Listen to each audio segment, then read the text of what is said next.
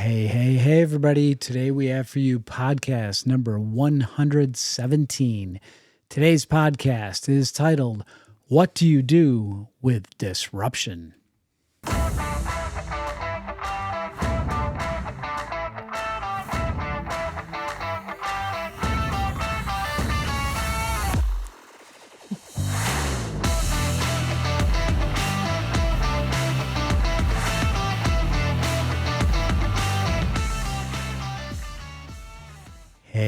Hey, everybody. Welcome to this week's edition of your weekly Limitless Life Network podcast.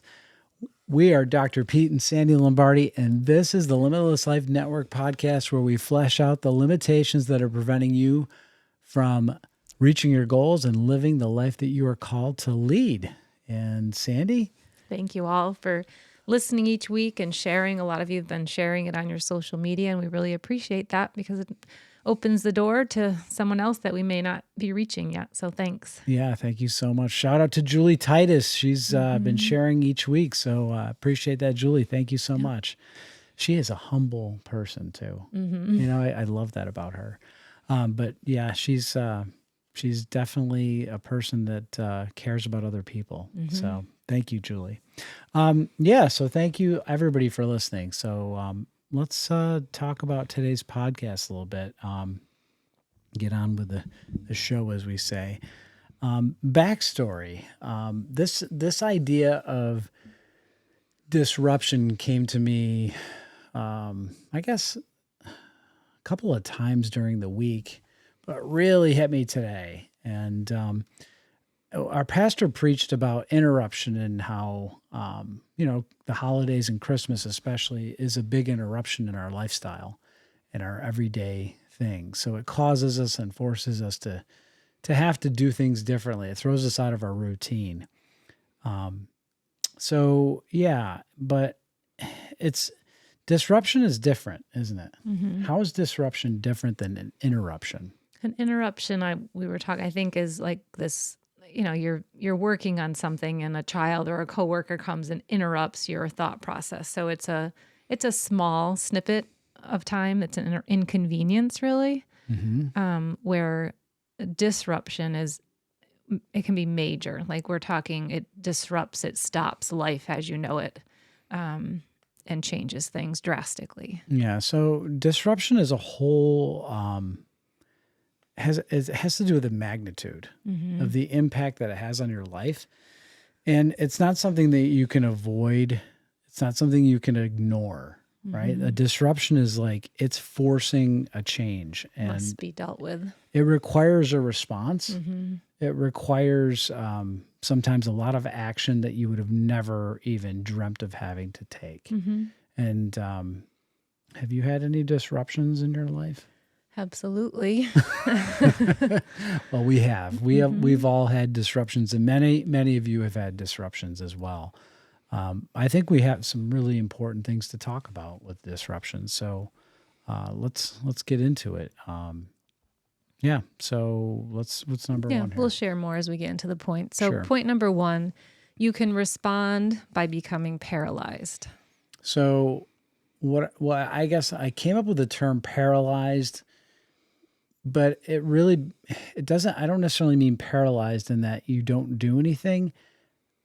I guess I mean like when something like of this magnitude happens in your life, it really prevents you from ever growing anymore. It's almost like you reach a point of stasis because you hang on to all of the things that were associated with the disruption, and they seem to kind of really pretty much define you, and you stay in that place. I think before we go any further, we should define a little bit of what a disruption could be that we're talking about. So a disruption could be a change in your family structure, whether it be a death of a parent or a divorce, or it could be a loss of a child. It could be an accident, a serious accident. So that kind of thing is what we're talking about. Maybe losing a job, a career that you had been in for a long period of time. So that type of a disruption in your life.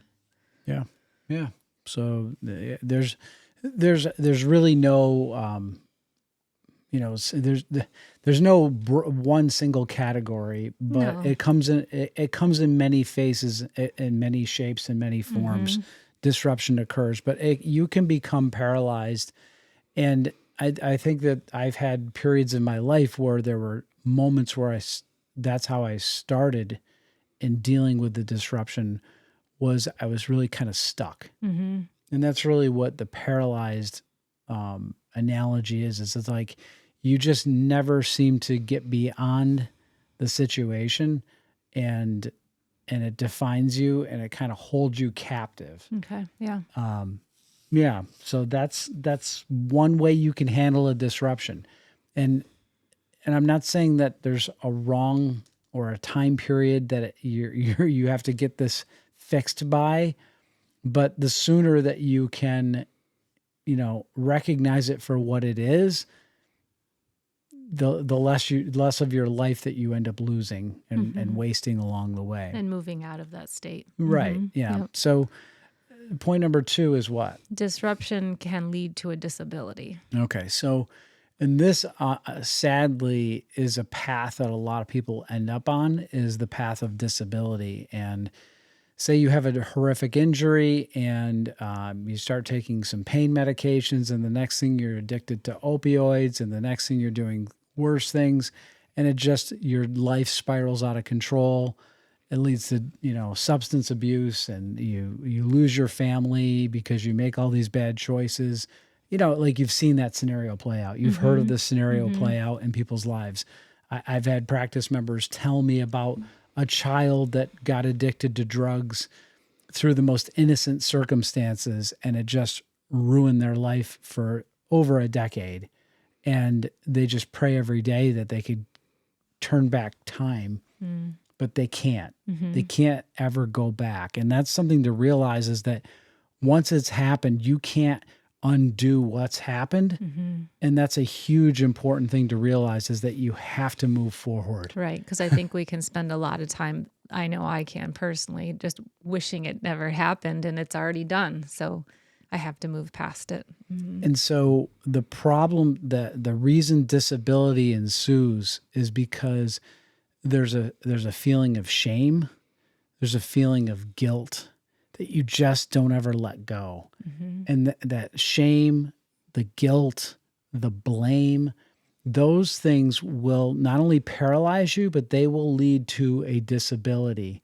And this is the work of Satan. This is the hand of Satan in this world, always wanting to remind you that you're less than because of what you did, or because of what happened to you, and that it wasn't fair and you got ripped off, or whatever it might be, whatever that hurt is, or whatever that thing was that happened. Satan wants to control your life and keep you less than you were ever designed to be. I'm not exactly sure what your thought was on the word disability, but I think it could also be like it's a label that you're allowing to stick to you then, right? Or you're thinking about it like a step. You're going backwards really from where you were when the incidents occurred. Right? Yeah. It's interesting, because I think of disability and people wanting to get those parking permits. People that don't necessarily have a severe disability, they can still walk. It actually would be good for them if they walked a little further into the store. And I also know that, like, I know some people have them just because in case they ever, can't find a parking spot, they want to have them. And they do park, even though they have those permits, they park a long ways away and they still walk. But either way, like, nobody wants to be disabled, right? I mean, yeah, there's a perk of parking closer to a store, but that's so minuscule. Yeah. So Well, I don't think anyone wants to initially, No. but once you claim that, it just becomes part of your identity, and it's hard to break out of that. yes. Oh. Yes. But you can. Yes. Yes. Okay. So that brings us to point number 3, which is way better than 1 and 2. Yeah. So we're going to flip it. That disruption can catapult you. Okay. So a disruption forces a response, and it requires action and a response.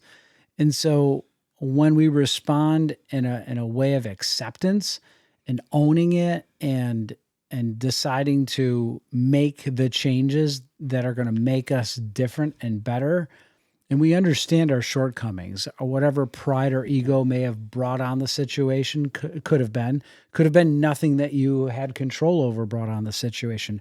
But by accepting it for what it is and marching out of that and letting go all of the shame, blame, guilt, hurt, disappointment, whatever those adjectives are that describe your feelings, and we just see it objectively for what it is, and then we recognize that it's the opportunity to become something greater than you could have ever been on your own.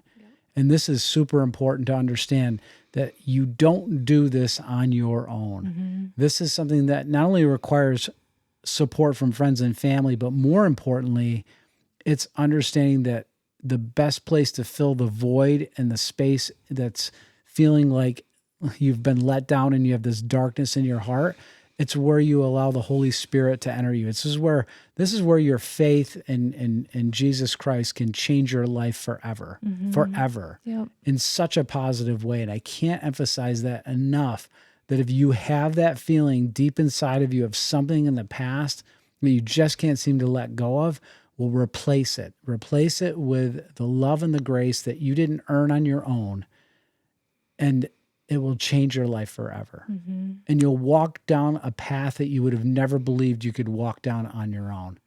And it's unbelievable. It's fantastic. So That's part of my own testimony, really, was a disruption in my late teens, a family change that left a hole, and a lot of unforgiveness, and it was just a dark spot that was inside of me.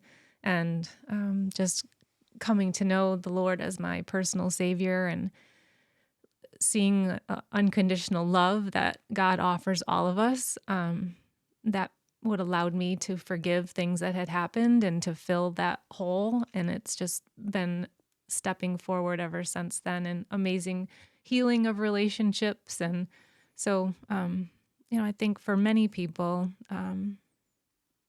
disruptions define you, and it can be a amazing defining moment if you just allow yourself to be molded and shaped by God and let him take you out of that and lead you to where he really wants you to be. that's fantastic. And then that brings us to point number 4, and that is the repeat performer.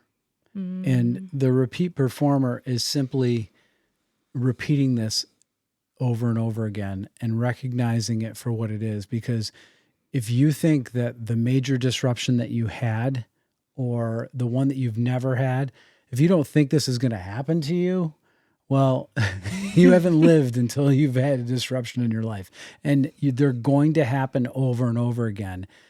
And if you can be a repeat performer where you step up and realize that I've been here before, I know how to handle this. And I can think of this woman that we both know who just lost her husband, and she has had so many horrific losses in her life. And she just keeps stepping up, and she just keeps, everybody wonders, where does she get this strength from? And she'll be the first to tell you that it's her Lord and Savior. I can't think of what you're talking about. Oh, yeah. Yeah. Anyway, we'll talk about it afterwards. Anyway, become a repeat performer. And it's, what happens is that it's like anything. When you exercise this muscle, you get stronger, and your ability to, yes, it becomes heavy if a bad thing happens to you and then another one happens to you, and you can think, oh my gosh, why me? It's because there's actually a book that, a short story that B.J. Palmer wrote in one of the darkest periods of his life, and it was titled "When Innate Wants to Make a Man," and he talks about all of the hardships that he will bring in, allow into your life, where God allows these things to happen to you because God is just looking to mold you, to shape you, to cause you to grow, and he trims off all that bad stuff in your life, and he wants to get you to bear fruit. And he talks about that, about, the vine and the branches, and he's going to trim away that unfruitful part of your life. And it's going to happen over and over again. And you're like, why me? Because why not you? Why don't you deserve to be better? There's a standard that's so much higher for yourself that you don't even realize how high that standard can be. That's huge. And you saying that, why not me? I think we should practice saying that, like, why not me? Why not me? Why shouldn't I be made for more? Why shouldn't I be pruned for something greater? So rather than, why did this happen to me? Why not? Why not me? Right? And here am I, send me. Yeah. And I think you and I were talking, like, sometimes you have to hit the bottom of the pit or the water just to get your feet back on. It's not solid ground yet, but it's ground, right? To get your feet back under you. Sometimes you got to be at the bottom, and that's where you start back up. So Right. It's never too far down. Like, it's where you're at. Exactly. Yeah. And then that brings us to point number 5. Recognize the opportunities to catapult others. Yeah. So, today I was thrown into a situation speaking with some friends, and not thrown into it, but just I was exposed to it, I guess. A disruption in friends of ours that they're going through. And it was my opportunity to help them to recognize the opportunities for catapult, to look at this as like, wow, this is bad. This is heavy. This is going to be a long road, a real long road. There's a lot of things, a lot of unknown questions, but it's also revealed a lot of weaknesses in a culturally seemingly wonderful, picture perfect family, pretty much. And the things that they've already realized in this short period of time, in just these few days, has been tremendous. They would have never had these realizations to actually admit them, to verbally execute the words to say these things. Well, and I think the couple things, like you said, to catapult opportunities to catapult others, like you are giving them the opportunity to talk with you about something, right? Like that they wouldn't want to talk to everybody about. Like there's relationship there, there's safety there. And you were able to share experience. Like, I've been through similar situations, that this is what things look like when I was in my young 20s. And so it's important to be in confidence and relationship with people, and also to be able to share openly with things that you've gone through that can help others. Yeah. And, the one thing that I really want to share is my faith. And I want to share that love and grace that they need, that they didn't earn. Those are key elements, because without it, they can do all these things in a worldly way that can quote unquote fix the situation eventually. But what will be learned out of it? What are the big lessons to be learned? I always think of this one woman used to always say, God, what are you trying to teach me? What are you trying to show me here? What are you trying to reveal to me here now? Because I didn't want this. I didn't ask for this. I know that I have a hand in this, but boy, I never would have thought this would have happened. And yeah. Yeah. Is there anything I want to add?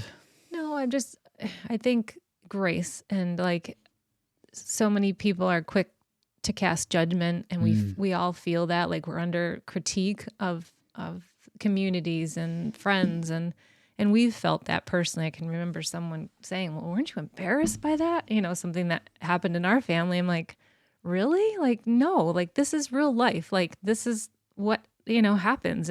But what matters is how you're going to deal with it, so Yeah. no shame, like, and just grace and support for people. And we're all going through, not the exact, but these disruptions in life. So Yeah.